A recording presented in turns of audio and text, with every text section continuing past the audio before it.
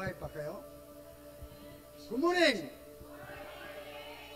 We'll shout hallelujah once again. Okay? Are you ready? We'll make roof shaken. Okay? I will count to 1, 2, 3 and we'll shout hallelujah. Okay? 1, 2, 3! Hallelujah! Hallelujah! Hallelujah! Hallelujah! Hallelujah!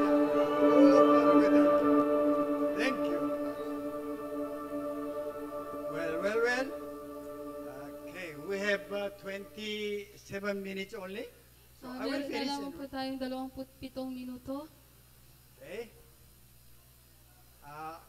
Title is Aiteo. At yung pamagat nga po ay Aiteo. Don't talk about this matter to the others. At huwag niyo po sasabihin sa iba yung bagay po na to. You have no time to sleep, no time to eat. Dahil wala po kayong magiging oras para matulog at kumain. They will ask you so many matters. Dahil tatanungin po nila kayo ng maraming bagay. It's not easy to explain. Hindi po yan madaling ipaliwanag. Anyway, Aiteo, we know it. Yung Aiteo, alam po natin yan. Amen. Yes, we know it. Subtitle is Thanksgiving. At yung subtitle po ay pagbibigay pasalamat. When you pray Aiteo, you will give thanks all the time. At kapag ikaw po ay nananalangin ng Aiteo, ikaw po ay palaging magpapasalamat. So last week, we thought about John chapter 16, 23 and 24. At yung nakaraang linggo nga po, napag-usapan natin yung tungkol sa Juan, chapter 16, 23 at 24. By the way, are you with me? Nakakasunod po ba kayo? Okay, thank you. Then, we already understood in that day. At naunawaan na po natin kung anong ibig sabihin nung sa araw na yun, in that What is the day. meaning of in that day? Ano po ibig sabihin po nun? Holy Spirit will come. Kapag po bumaba ang banal na Espiritu. Until now, what is the meaning? At ano po ibig sabihin nun na hanggang sa ngayon? Until Holy Spirit will come. Hanggang sa bumaba po yung banal na Espiritu. We already arranged it. At inayos na po natin yan. Then we made it. At ginawa po natin ganyan. So, this is what we already understood. Ito po yung naunawaan na po natin. So, as we know, what we need, Tulad ng nalalaman natin, yung mga kailangan po natin, what we will eat and drink and wear, don't pray. na kung ano man yung ating mga kakainin, iinumin, susuotin, wag po dapat nating ipanalangin. Only unbelievers will pray. Tanging yung mga hindi mananampalataya lamang, yung mga mananalangin po nun. But we have to pray, Aiteo. Kundi ang dapat ipanalangin po natin ay Aiteo. But we have so many misunderstandings. Pero marami po tayong mga maling kaunawaan. Matthew chapter 6, as we know the Lord's Prayer, At sa Mateo chapter 6, tulad ng nalalaman natin yung tungkol sa panalangin ng Panginoon, this is what Jesus taught us ito how po to pray. yung tinuro sa atin ni Jesus kung paano po dapat tayo manalangin. Verse 9, you must pray this prayer. At sa verse 9, sinasabi po doon, dapat ganito kayo manalangin. But still, this portion Pero itong bahagi po na to, give us what? they are daily. What give us what? Ano po yung ibibigay daw sa atin? Our pastor. Matthew chapter 6, 31 and 2, don't pray for our needs. Pastor, bakit sinasabi sa Mateo chapter 6 verse 31 na huwag kang manalangin para sa mga pangangailangan mo? Bakit Matthew chapter 6, Lord's Prayer, meron give us what?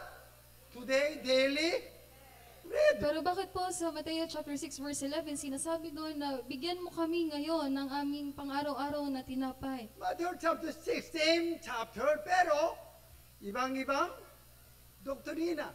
Na iisa lang yung chapter, Mateo chapter 6, pero magkaiba ng doktrina. So, what is solution? At ano po yung solusyon? That's why still, Lord's Prayer, diba? You have to ask your daily bread. Kaya sinasabi na, di ba sa Lord's Prayer, sinasabi doon, hingin mo yung pang-araw-araw na tinapay. That's why we come, Father, give us our needs. Kaya tayo yung lumalapit sa Kanya at sinasabi natin, Ama, ibigay mo sa amin yung aming mga kailangan. But according to Matthew chapter 6, 31 and 2, wag na. Pero sinasabi sa Mateo chapter 6 verse 31 and 32, hindi na. when I share this matter, I tell another tao, usually pastor asks me, oh, how can you explain matter, the Lord's Prayer? At kapag ibinabahagi ko nga po sa mga pastor yung tungkol sa Aiteo at Erotao, madalas na itinatanong po nila sa akin, o paano mo ipapaliwanag yung sa Mateo chapter 6, verse 11? Not only contradict, in prayer, give us and forgive our debts. Hindi lamang po yan magkaiba, kundi sinasabi din doon na ibigay mo sa amin yung aming pang-araw-araw na tinapay at patawarin mo kami sa aming mga kasalanan. What grammar is it? Without subject, only the verb is started. Ano po tawag sa grammar na kapag wala pong kasama na subject doon, verb lang po? English teachers, Yung mga English teachers, oh, students, sa mga nag-aaral po, without subject, when you say come or go, what do you call it? kapag wala Grammar. pong subject, kunyari verb lang, sinabi come, pumarito ka, o umalis ka, go. What do you call it? Ano po tawag doon? Hoy, hoy, hoy.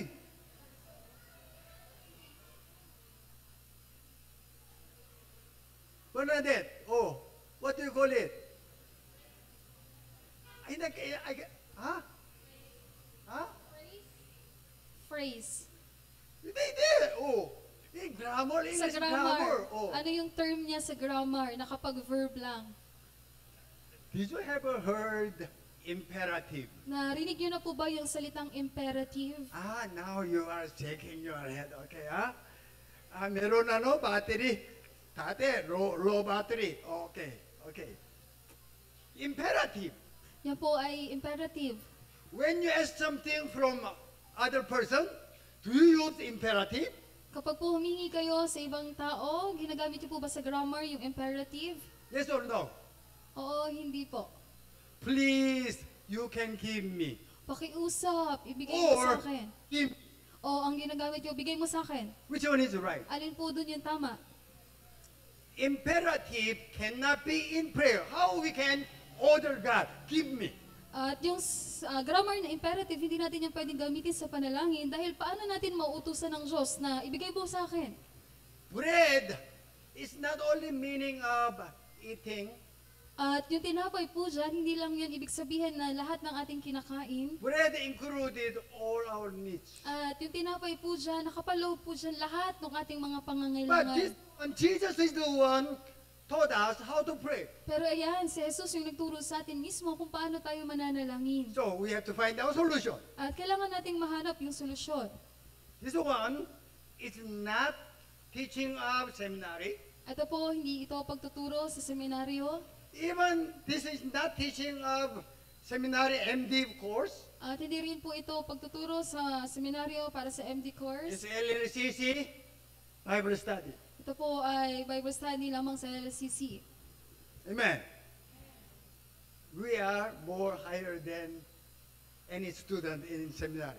Mas mataas po tayo sa sino mang So, mag-aaral sa this is the one. seminaryo. Give us our daily bread. At ito po, yung bigay mo sa amin, yung pang-araw-araw namin pangangailangan. Why use imperative? At bakit po ginamit yung imperative? It's so strange anyway. Kakaiba po Also, yan. as I told you, it's contradict with the 9, 11, and 31 and 32. At nasabi ko rin po sa inyo na kabaliktaran po yan sa sinasabi doon sa chapter 9, sa nauna, 6:31 and 32. This one, when you come to the dictionary, okay, the original context, At pag tinignan niyo po sa diksyonaryo, ito po yung original na konteksto. the left side, you could see the numbers. At sa kaliwa po, makikita ninyo yung may mga numbers. The dictionary, we call it strong dictionary. Anyway, they call it. At sa diksyonaryo, meron po tinatawag na strong dictionary. They put any word has their own numbers. At bawat salita, merong kani-kaniyang mga numero. And second from the left, okay, that is Greek word. At yung sumunod doon, mula sa kaliwa, ayun po yung salitang Griego. Black one, that's original. At yung sa itim po, yun po yung original. But Baba, the green is English term. Pero yung sa ibaba po noon, yun po yung sa English na verb. You see the Greek tone, green is tone. Anyway, At yun po yung salitang Griego. and 32 third one is English. Sa ikatlo po, yun po yung salitang English That's na. what we have Bible, King James Version. Yun po yung meron po tayo sa ating Biblia, sa King James Version. And the right side, you could see some alphabets. Sa bandang kanan, makikita niyo po yung iba't ibang mga alpabeto. So this is what? Ito po yan. Okay? We will study this one. Pag-aaralan po natin yan.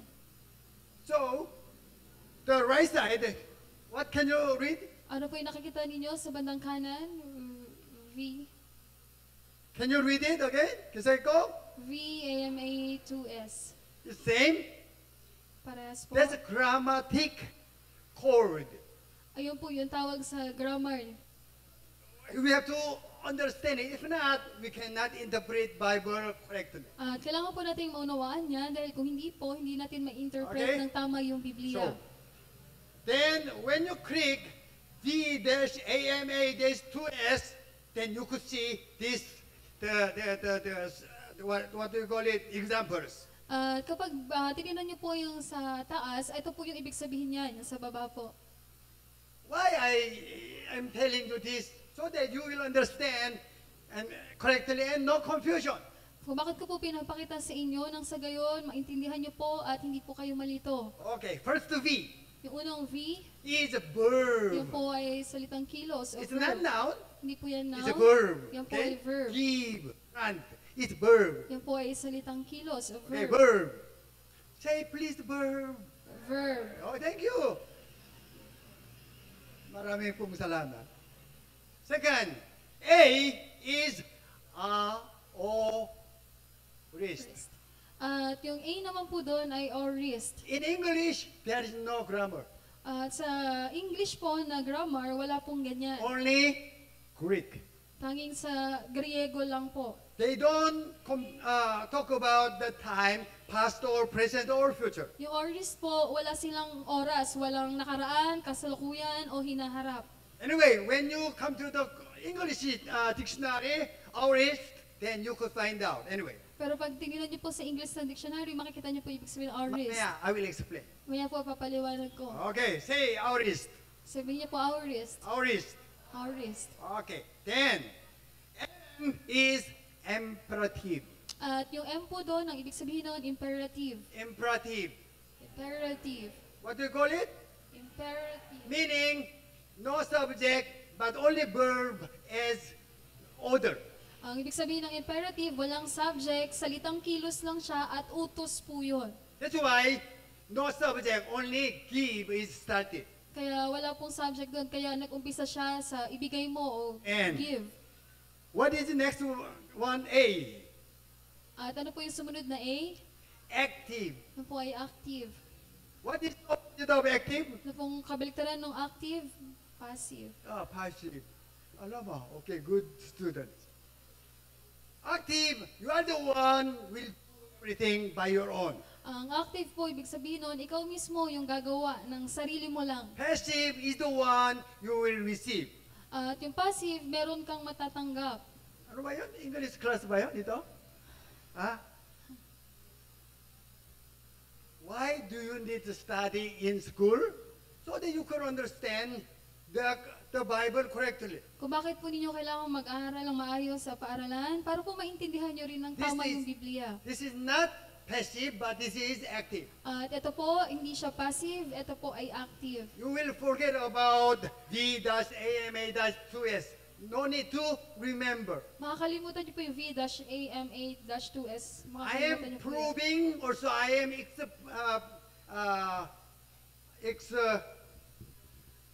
what do you call it?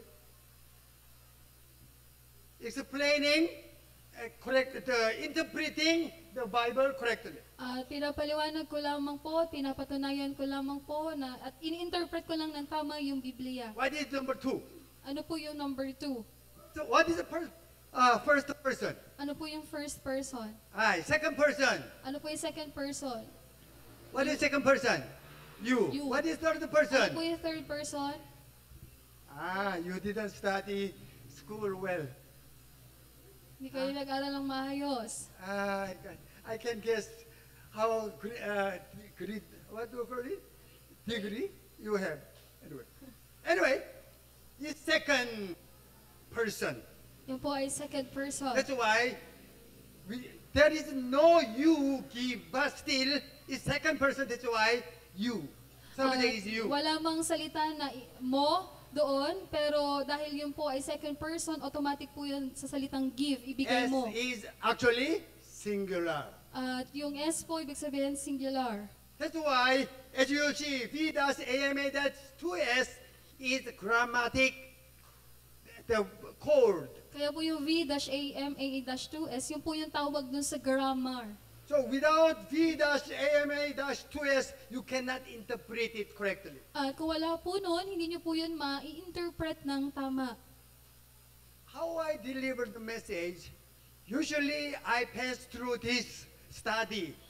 Kung paano ko po na ibabahagi yung mga mensahe, madalas po pinag-aaralan ko po muna ng ganyan. Okay? So that I will have conviction. Also, I will teach you correct interpretation. Nang sa gayon, magkaroon din po ako ng kumpiyansa at maituro ko po sa inyo yung tamang interpretasyon. So, we got already MA is aorist and imperative, then active.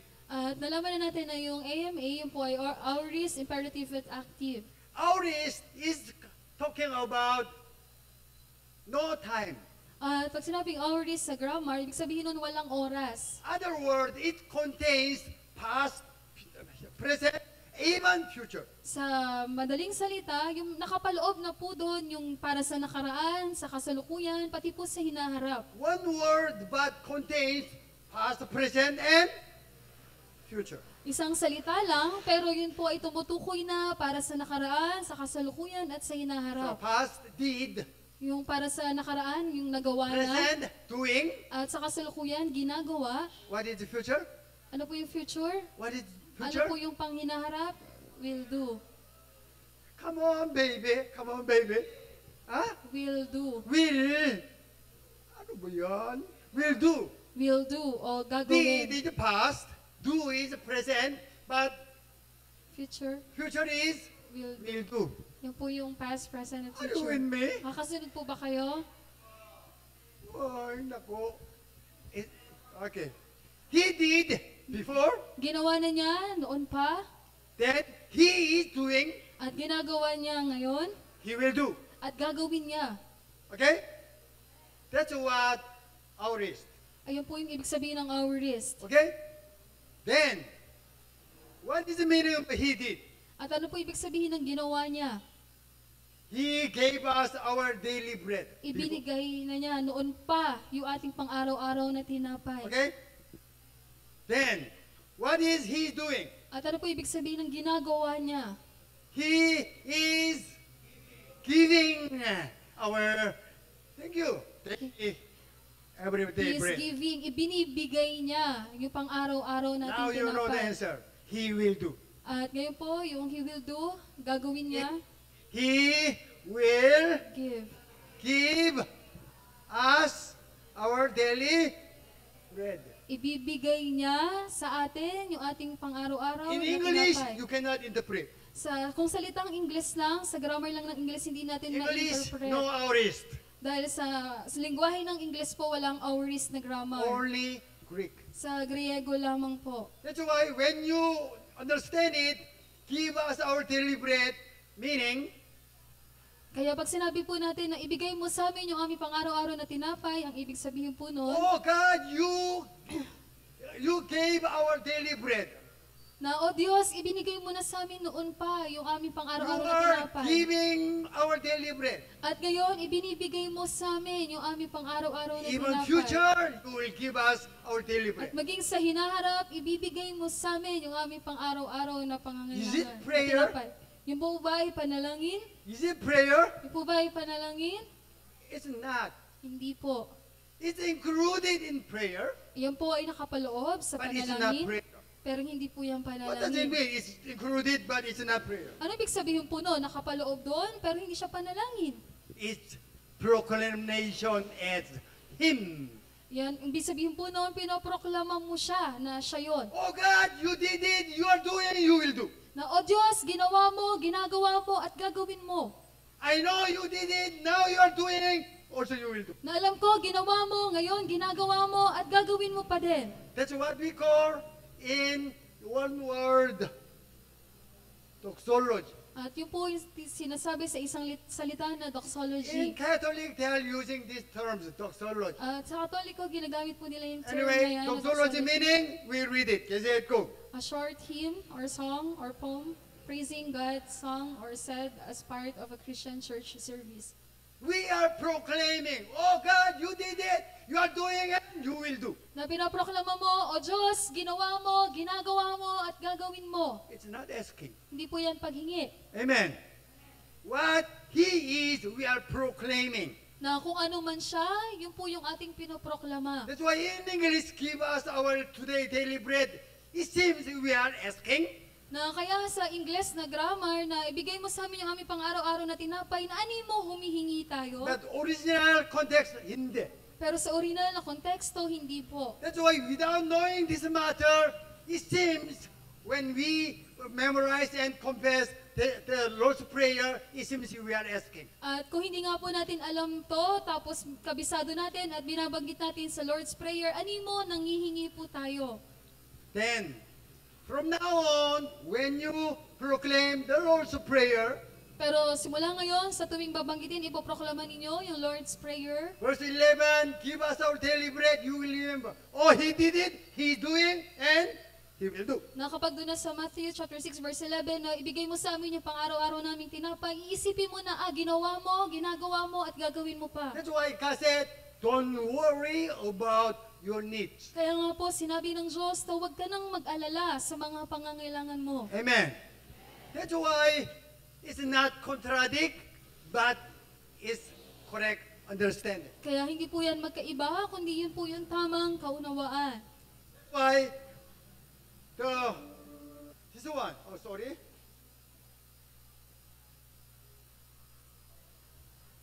Understanding this one.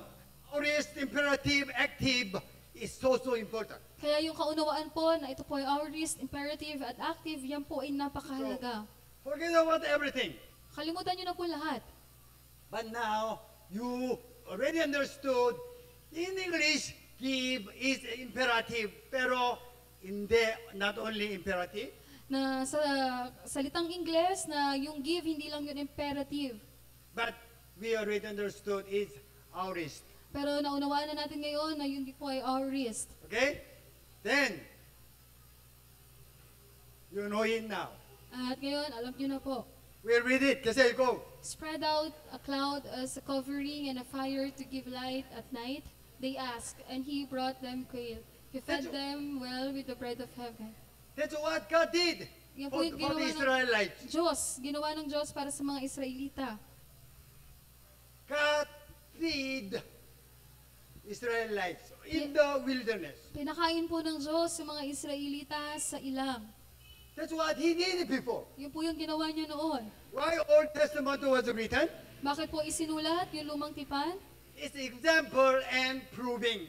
Ito po ay halimbawa at pagpapatunay So God did it before. na ginawa na to ng Diyos noon God is doing now. at ngayon ginagawa ng Diyos Even God, He will do faithfully. at maging gagawin pa rin yun ng Diyos ng may katapatan.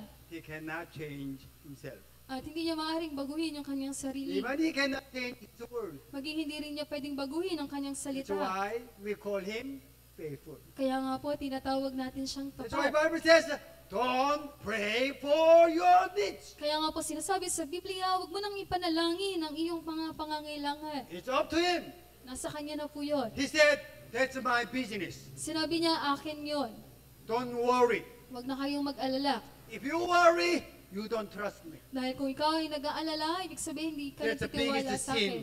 At yun po yung pinakamalaking Don't kasalanan. worry.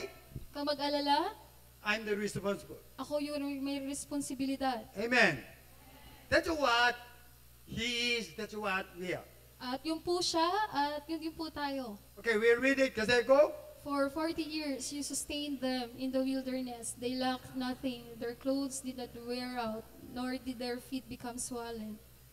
Even not only food. their sandals, their wear, whatever, God provided everything. At hindi lamang po yung kanilang pagkain, maging po yung kanilang sandalyas, yung kanilang mga susuotin, ibinigay po ng Diyos. Amen. Even Jesus said, look at the bird. At maging po sinabi ni Jesus, tingnan mo ang mga ibon. Look at the plants. Tingnan mo yung mga halaman. Who take care of them? Sino yung nag-aalaga sa kanila? You are more worthier than them. Kayo ay mas higit na mas mahalaga kaysa sa kanila. I'm the one take care of the all plants, anything, animals. How much more? Ako yung nag-aalaga sa lahat ng mga halaman, sa mga hayop. Gaano pa kaya sa'yo? Amen. Why do you worry? At bakit ka mag-aalala? That's what God did before. Yun po yung ginawa ng Diyos noon. That's what God is doing. At yun din po yung ginagawa ng Diyos. And God He will do for Him. For us. At gagawin din po pa rin yun ng Diyos para po sa We'll atin. read it. Let's go. And they will tell the inhabitants of this land about it. They have already heard that you, Lord, are with these people, and that you, Lord, have been seen face to face, that your cloud stays over them, and that you go before them in a pillar of cloud by day and a pillar of fire by night. Even not only provide their own needs, At hindi lamang po binigay yung kanilang mga pangangailangan, He protect them from the weather even. at protektahan din po sila para sa panahon. During the night, what? Night, what? Fire. Pillar of what? Fire. Sa tuwing gabi, meron pong pillar of When you fire. feel cold, what do you do?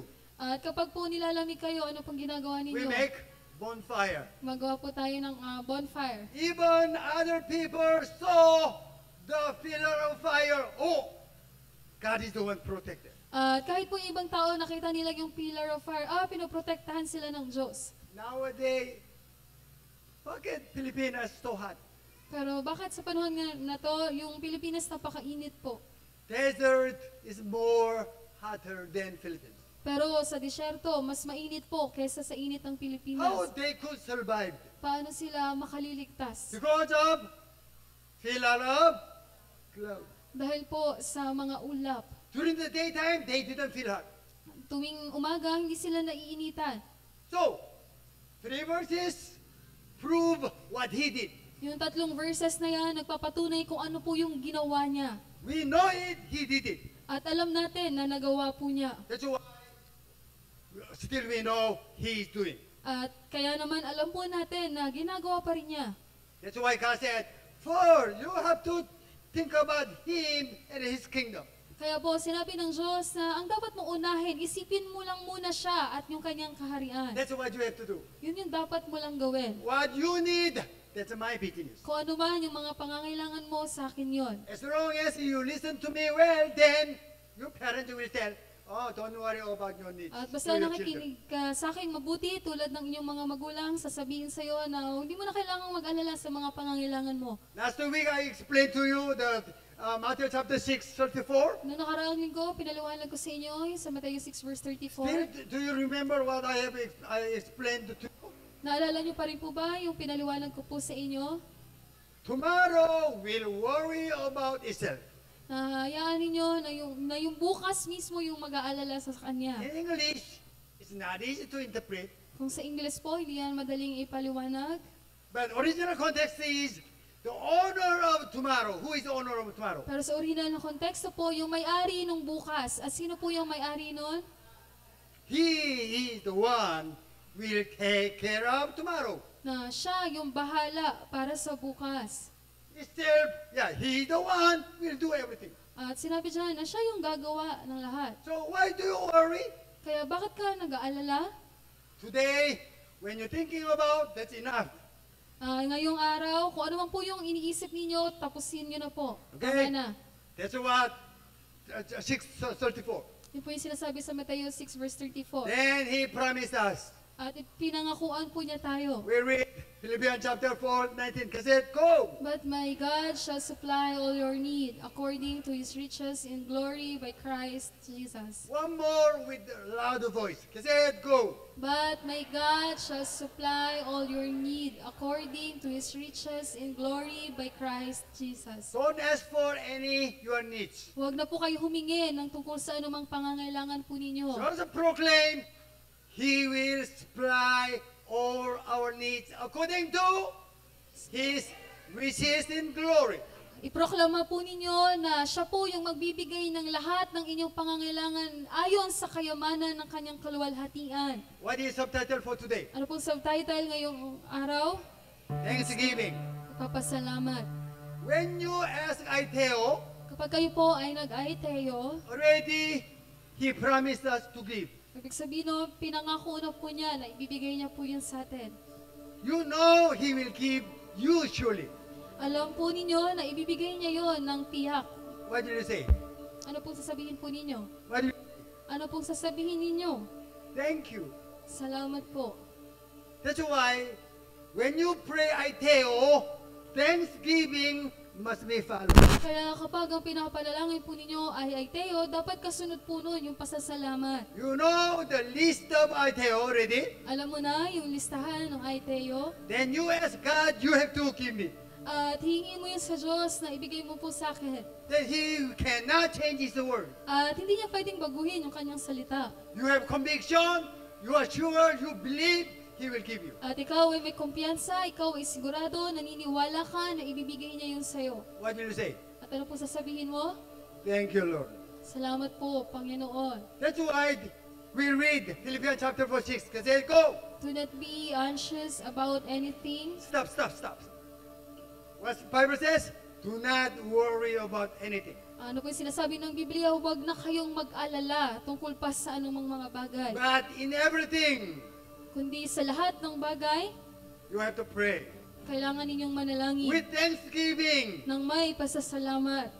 Why with thanksgiving? Bakit po kailangan may pasasalamat? You already believe He will surely give you. Dahil naniniwala ka na tiyak na yon ay kanyang ibibigay sa'yo. But in His time, Pero sa kanyang oras, not when you ask Aiteo, immediately He will. No, it's not. na hindi kapag humingi tayo ng Teo, agad-agad ibibigay niya, hindi po. But in His time. Kundi sa kanyang oras. But surely He will give you. Pero tiyak na ibibigay po niya sa'yo. If you will not doubt it. Kung hindi ka po mag-aalinlangan sa kanya. Amen. That's why Philippians chapter 4:6, you have to remember thanksgiving. Kaya ayon po sa Philippians 4:6, kailangan mong alalahanin, palagi kang magpasalamat. If after you pray, if you are not sure to put thanksgiving or not, you are not sure, meaning you are not sure it's Aiteo. Kung matapos mong manalangin at hindi mo sigurado kung magpapasalamat ka man o hindi, ibig sabihin po nun, hindi ka din tiyak kung Teo ba yung hinihingin mo. Amen. When you pray Aiteo, thanksgiving will follow surely. Dahil kung ang Teo po yung pinapanalangin ninyo, tiyak na may kasunod po yun na pasasalamat. That's why today topic is Aiteo. Kaya ngayong umaga, ang usapin po ay tungkol sa Teo. Subtitle is Ano po yung subtitle? Thanksgiving. Let us all stand, please. Father, promise us to give. That's what we call Aiteo. But God said, don't ask Erotao. Why? That's His business. That's what He said, that's my responsibility. That's why we know what is Aiteo. Then, when we ask Aiteo, we will must put thanksgiving to our Father in heaven. Hallelujah.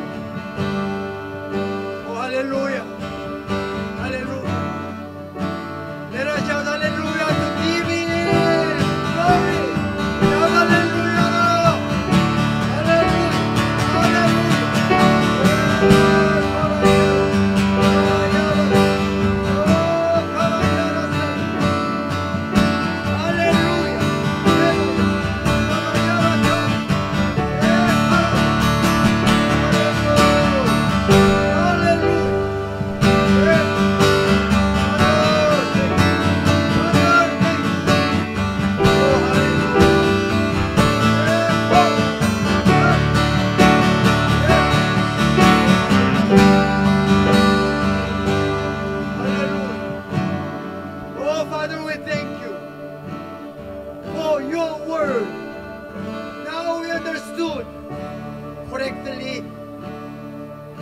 is the meaning of give us our daily bread.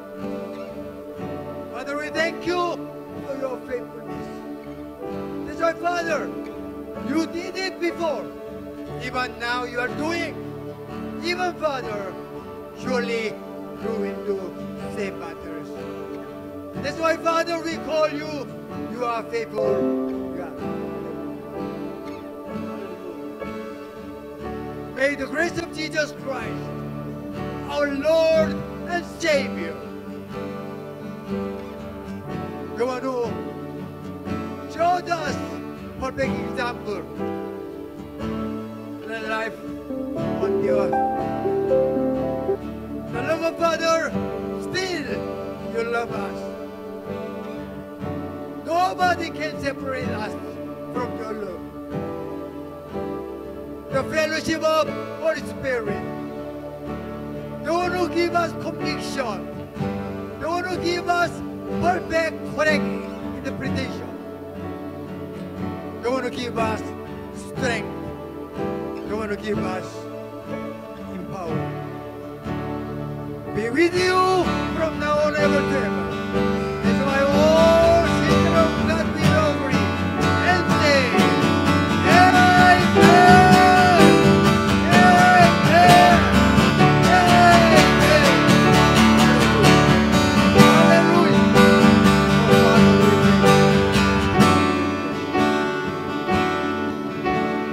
Might be seated. Might be seated. Happy Mother's Day. Happy Mother's Day. You mothers are so awesome. I salute you. Hey. Announcement po. Patuloy po yung ating Lord's service po. Magsisimula po tayo ng alas 8. So, maaga po tayo, wag po tayong malate. At ganun din naman po, na-encourage natin yung bawat isa. Yayain po natin, mag-invite po tayo. Isama po natin yung ating mga mahal sa buhay, yung ating mga asawa, mga anak, maging yung ating mga kapitbahay. Kung yung mga malilit na bata, pina-encourage po kayo na magdala. Ganun din naman po. Sabi po, kung mahal po natin sila, isama po natin sila para maranasan din po nila ang Diyos na ating nakilala sa lugar na ito. At ganun din naman po, every 6:30 po ng Monday to Friday, meron po tayong pananalangin dito. Katulad po lang lagi namin sinasabi, samahan niyo po kami. Nananalangin po kami to sa church at kung wala po kayong oras, kahit po sa mga bahay-bahay po natin, sa school or sa trabaho po natin, 6:30 po, nagsisimula na po yung panalangin. So panalangin po ito ng buong LLCC para sa katuparan ng kalooban ng Diyos. So ganun din naman po, nagpapasalamat po kami sa 1 dakot na bigas. Maraming po sa lahat ng nagdala. At kung hindi pa po kayo nagdala, magdala na po tayo. Nakakatulong po yan sa ating mga kapatid na nangailangan. So patuloy po yung gawain natin mamayang 10:30 para sa ating mga maliliit na mga bata. So alas 10:30 po yan. So ganun din yung ating mga apo, mga anak, ipadala po sila natin dito. Yayain po natin yung mga anak natin na pumupunta na po dito sa LK. Pasama po natin yung mga kapitbahay natin. So ganun din po, may gawain po yung ating youth and YA, mamaya po yan, 1:30. So kung may mga apo, anak din kayo, mga dalagat, kabinataan, so papuntahin nyo po sila dito para makadalo. Napakahalaga po nang makilala po nila ang Diyos. So, patuloy po yan yung ating lingguhang gawain, Wednesday prayer meeting po natin. Alas 3 po yan, kung may mga katanungan po about sa mensahe o hindi pa po naunawaan. So meron po tayong gawain na Miyerkules po yan, alas 3 po ng hapon. Ganon din po yung ating buwanang gawain, yung ating Encountering with God, every last Friday of the month po yan. So thank you po, see you po next Lord. Ay, lahat po daw ng lalabas, kumuha pa doon ng 3 mangga. Happy Mother's Day po sa lahat ng mga nanay.